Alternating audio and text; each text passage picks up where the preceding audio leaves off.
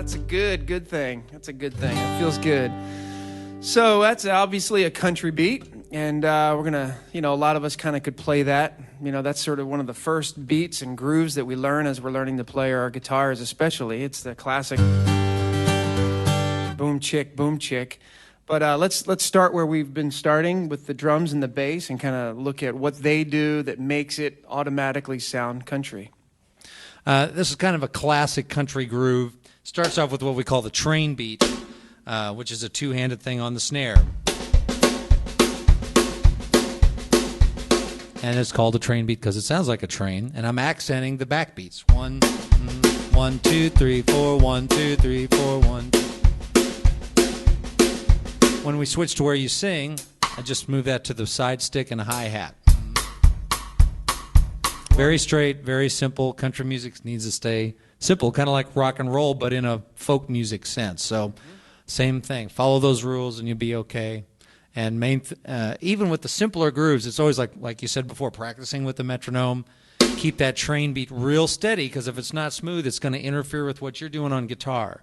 Because we're simulating very similar sounds, and my main thing there is to really lock in to the guitar strum. Right. Very important. It reminds me of also a modern worship song, the Happy Song, right? Yeah. Isn't that the same? Just play that again. Same thing. Yeah.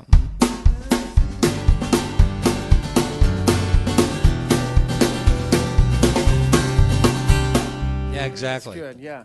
That's neat. So then, Don, you basically, what are you doing there? Yeah, kind of following the kick pattern and playing a lot of the roots or the names of the chord and the fifth tone of the scale, like... Okay.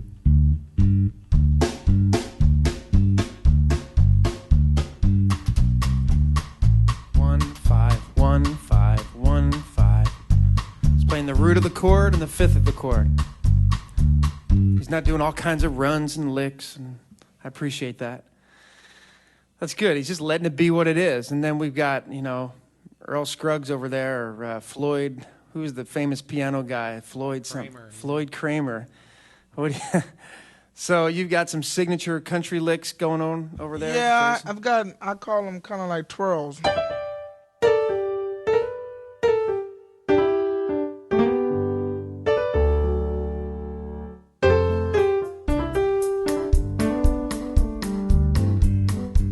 So what are you doing when you're going bran bran? Is that like the fourth or the third? Yeah, that's kind of like just a split between the third. So just for keyboardists out there, you're sliding from the B flat to the third. So it's the minor third to the major third. To the major third, right? Minor third to the major. So that's a good technique for folks to practice. If you're a keyboard player, practice with the. Just going from the minor third of the chord to the major third of the chord, right? Yeah, and wherever the chord goes, and then we go to the, if we go to the 5, to the D, same thing there. If we go to the F, so every 4, time from the minor of the chord to the major. That's a great technique for you keyboardists to work on. Just to get that country sound. If it's a G major chord, go play a G minor and slide that up real quick to the G major. If it's a D chord, go from a D minor to a D major, just that little slide. That's great. That's good. And then, as far as guitar, that's as basic as it gets. Boom. Boom. Jigga, jigga, jigga, boom. Jigga, jigga, jigga, boom. Jigga, jigga, jigga, boom. Jigga, jigga, jigga, boom. Jigga, jigga, jigga, boom. That's what the acoustic guitar is doing, which kind of makes... Now let's take a look at the electric guitars. Telecaster, great tone.